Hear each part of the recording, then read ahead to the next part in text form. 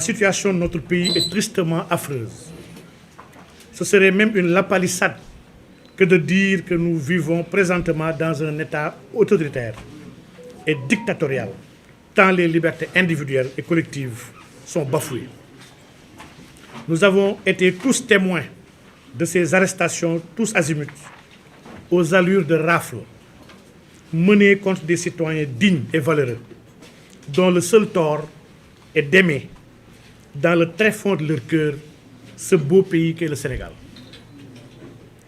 La justice semble ainsi avoir déchiré sa profession de dire le droit et rien que le droit. Je suis triste de constater que le Sénégal n'est plus cet îlot de démocratie, de justice et de stabilité sociopolitique. Le costume que ce régime nous a taillé pendant 12 années est assurément par endroits soit trop étroit, soit par endroits trop large. Sans aucun doute, il ne nous convient pas. Chers compatriotes, je suis encore très triste quand je pense à tous ces citoyens arrêtés, torturés, humiliés et privés arbitrairement de leur liberté dans leur propre pays et sous le regard impuissant de leurs proches. Les vagues de libération notées ces derniers jours, ainsi que les récits racontés par nos jeunes concitoyens, me rendent davantage meurtri. À nos autres frères et sœurs toujours détenus arbitrairement, nous demandons leur libération et leur apportons notre soutien et notre compassion. Chers compatriotes, je suis l'illustration parfaite de cet acharnement juridico-politique. Je suis à ma 3e arrestation depuis 2021, soit 591 jours de détention. Pire, ces arrestations arbitraires avaient toutes comme toile de fond les violations répétitives de mes droits humains. La dernière, pour ne citer que celle-ci, est plus manifeste.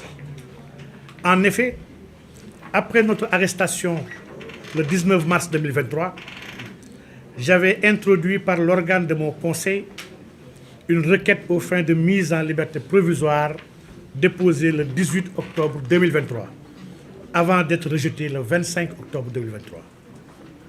L'alinéa 2 de l'article 187 du Code de procédure pénale dispose que la chambre d'accusation doit, en matière de détention provisoire, se prononcer au plus tard dans le mois d'appel prévu, faute de quoi l'inculpé est mis d'office en liberté. Ainsi, il est évident qu'entre le 26 octobre 2023, date de ma formulation d'appel devant la chambre d'accusation, et le 5 décembre 2023, date à laquelle mon avocat a saisi la dite chambre, le délai d'1 mois s'est écoulé sans que la dite chambre n'ait programmé une audience, encore moins statué sur la cause, ce qui est inadmissible.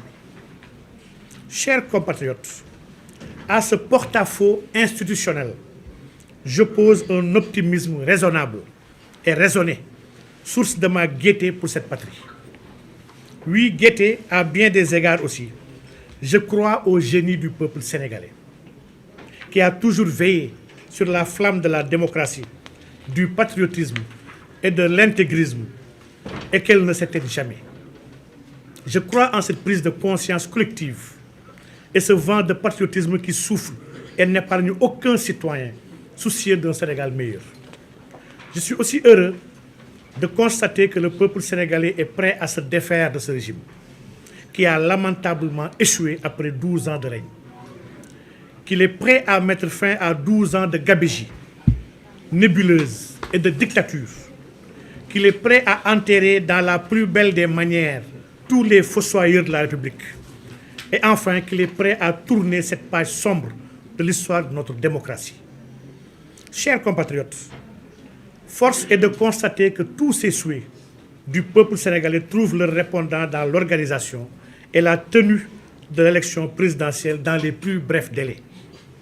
Ainsi, conformément à la décision du Conseil constitutionnel, l'élection présidentielle doit être organisée incessamment et le vainqueur connu avant le 2 avril 2024, toute prolongation de ce délai sera jugée anti-républicaine et non advenue.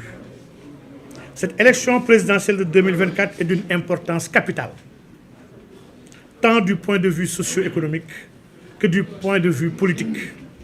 Nul besoin de dire que la situation socio-économique de notre pays est présentement en état d'alerte, avec son faisceau de causalité extrêmement complexe, une économie extravertie, des entreprises locales réduites au néant par des firmes étrangères sous le regard impuissant du gouvernement. La plus grande université du pays fermée pour des raisons purement politiques, inoculant ainsi un sentiment de désespoir à notre jeunesse qui décide parfois de se jeter dans le ventre de l'Atlantique à la recherche d'un lendemain meilleur.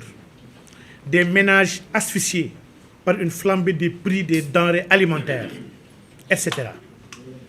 Au regard de toutes ces observations épouvantables, il nous incombe tous d'être responsables en prenant notre destin en main afin de sortir le Sénégal de l'ornière des cercles vicieux. Ainsi, il nous faut, dans ce contexte particulier de l'élection présidentielle, opérer un choix méticuleux pour élire le futur président de la République sénégalaise. Il doit porter en bandoulière les notions de souveraineté, d'intégrisme et de patriotisme. Il doit rétablir et entretenir la lueur d'espoir des populations. Il doit mettre le curseur sur le patriotisme et l'intelligentsia de tous les Sénégalais pour accélérer le développement endogène de notre pays. Bref, le futur président de la République ne doit avoir comme point de mire que le bien-être de tous les Sénégalais.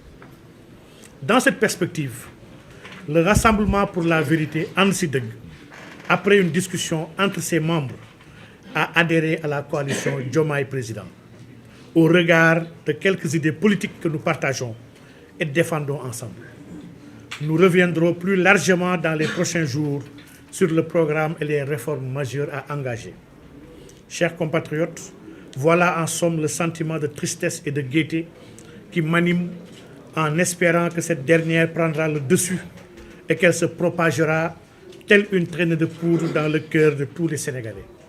En attendant, je réitère au peuple sénégalais mon dévouement, mon engagement et mon amour pour notre beau pays qu'est le Sénégal. Je vous remercie de votre attention. Pour un complément d'information là vous évoquez la saisine des juridictions internationales. Oui. Vous pouvez revenir sur ce